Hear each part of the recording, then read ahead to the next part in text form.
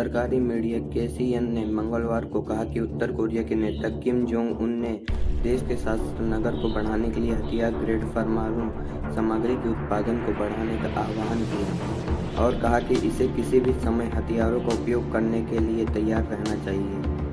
KCN ने कहा कि किम ने यह टिप्पणी देश के परमाणु हथियार कार्यक्रम का निरीक्षण करने के दौरान की, जिसमें नए सामरिक परमाणु हथियार और प्लास्टिक मिसाइलों पर वारहेड लगाने की तकनीक शामिल है और परमाणु जवाबी हमले की योजना की जांच की।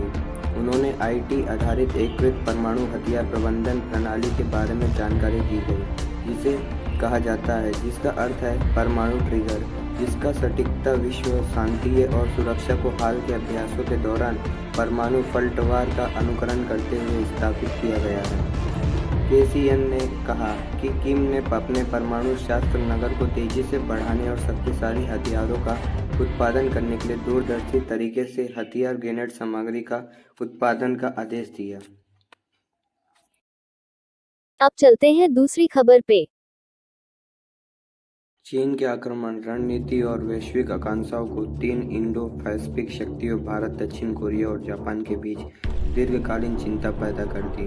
जापान और भारत दोनों को तत्काल हित को भी अमेरिका के साथ अधिक द्विपक्षीय संबंधों को बनाने में प्राथमिकता दी गई, जिसके पास भारत प्रशांत क्षेत्र में चीन के आधिपत्य विशेषताओं का मुकाबला करने की आवश्यक क्षमताएं हैं। चीन की बढ़ती विस्तारवादी प्रवृत्तियों को संतुलित करने के लिए संबंधित सभी हितधारक और पहले से कई अधिक अपनी सामरिक और रणनीतिक क्षमताओं में विविधता लाने का लक्ष्य लेकर चल रहे हैं।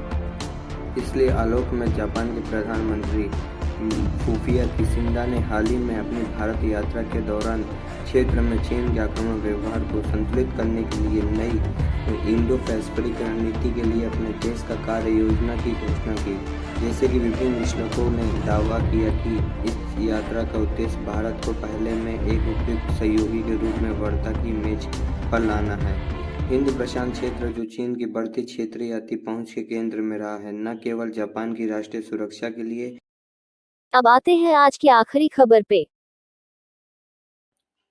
राष्ट्रपति पुतिन के एक सहयोगी ने वशीकटन पर मॉस्को की परमाणु शक्ति को कम करके आंकने का आरोप लगाते हुए चेतावनी दी कि रूस के पास अमेरिका सहित किसी भी दुश्मन को नष्ट करने के लिए हथियार है, अगर उसको स्वयं के अस्तित्व को खतरा है। रूस की सुरक्षा परिषद के प्रभावशाली सचिव निकोलाई पेत्रुशेव की टिप्पणी दुनिया की दो सबसे बड़ी परमाणु शक्तियों के बीच परमाणु प्रदर्शन के दर्शक को बढ़ाने के लिए एक वरिष्ठ रूसी अधिकार के न्यूनतम है। कुछ मॉस्को का कहना है कि वह इससे बचाना चाहते हैं।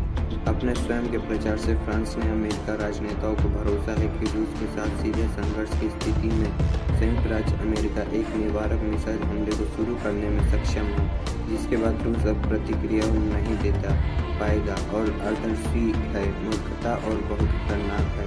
पेत्रुशेव ने सोमवार को राज्य रोस्कियो गजेट अखबार को बताया।